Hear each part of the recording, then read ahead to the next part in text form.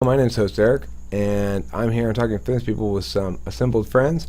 Fitness people JD, Just a Post Hominid, Lorenz Walker, Mega Bro, and host Yubi in the house. So I'm glad to see that.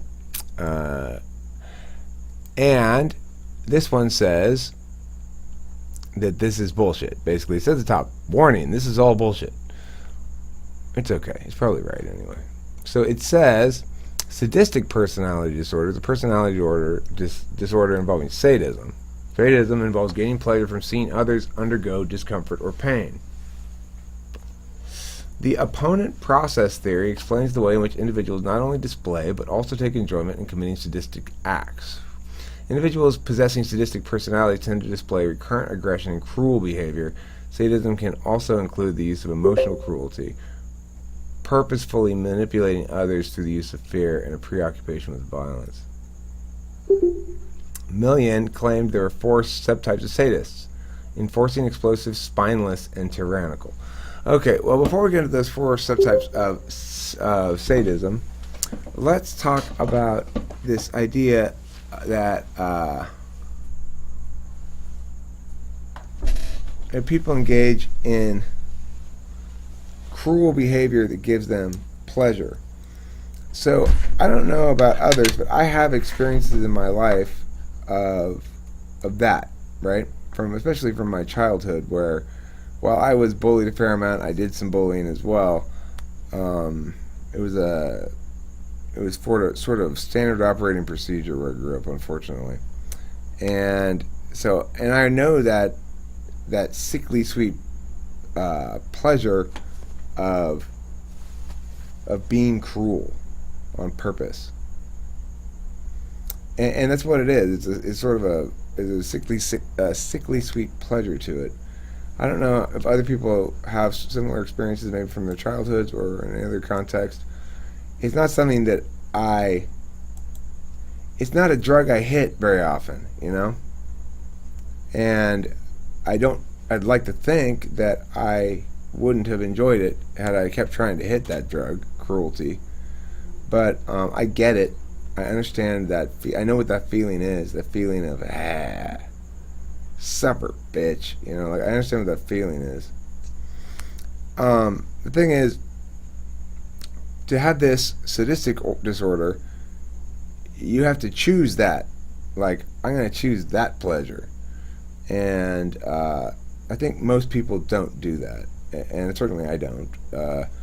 I may experience it occasionally if I feel like I'm reading the news, like Schadenfreude or whatever it's called, where I think somebody who's guilty gets justice. I mean, I take pleasure in justice on a neurochemical basis. Yeah, it's called Justatren. It's the justice chemical. It can take the form of something made out of water and an animal. Anyway, so that's my thoughts on that. Other people? Before we go on to the other thing that we were going to go on to, the types of sadism. Any thoughts on that initial point about whatever I just said? Or whatever we just read? Okay, well, we're going to look into the opponent process theory in a second. But let's go to the 4 types. We've got enforcing, explosive, spineless, and tyrannical. So it doesn't really break them down, but I can tell you that based on the names, we could probably make up some descriptions for them. I would imagine that explosive sadism is the sort that comes about intermittently and is pushing. I think sadism occurs when, like, somebody's using SE to have control, maybe, or to win something. If a thing is won and then the person persists in grinding, then that becomes sadistic and cruel, right? As soon as there's sort of a universal mammalian rule that as soon as somebody shows their throat, you're supposed to let up. So for me, I think that sadism comes into play regarding that. Like, decent people want to let up when someone shows their throat. If that eggs you on to want to do more shit, then you're bad.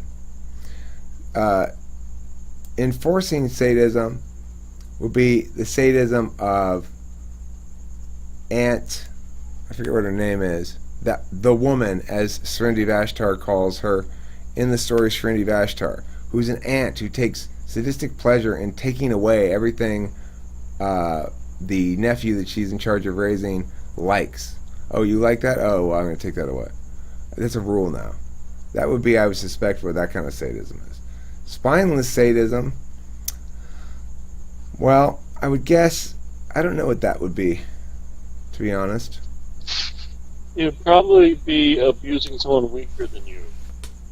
Oh, okay. Like sadistic on like an old lady in a bed, elder abuse, that kind of stuff. Okay. Oh, some parents that are like abusive for their kids. Oh, yeah, child abuse, too.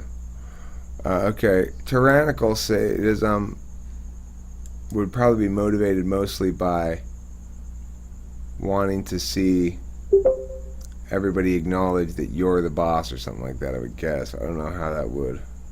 You'd make everybody walk on eggshells all the time, basically. You know? Maybe? I don't know. Regardless, that's a good enough explanation for me. This has been removed from the DSM, or it's maybe going to be removed.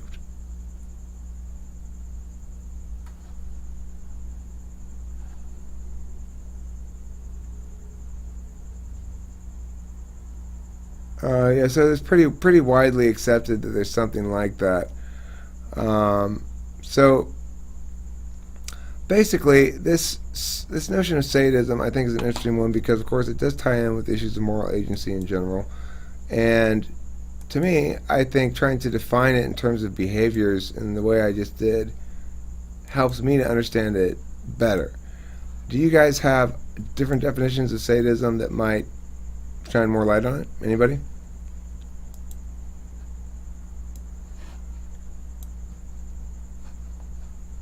Okay, well, let's end this video and we'll move on to the next one. Thank you for watching Talking to Famous People.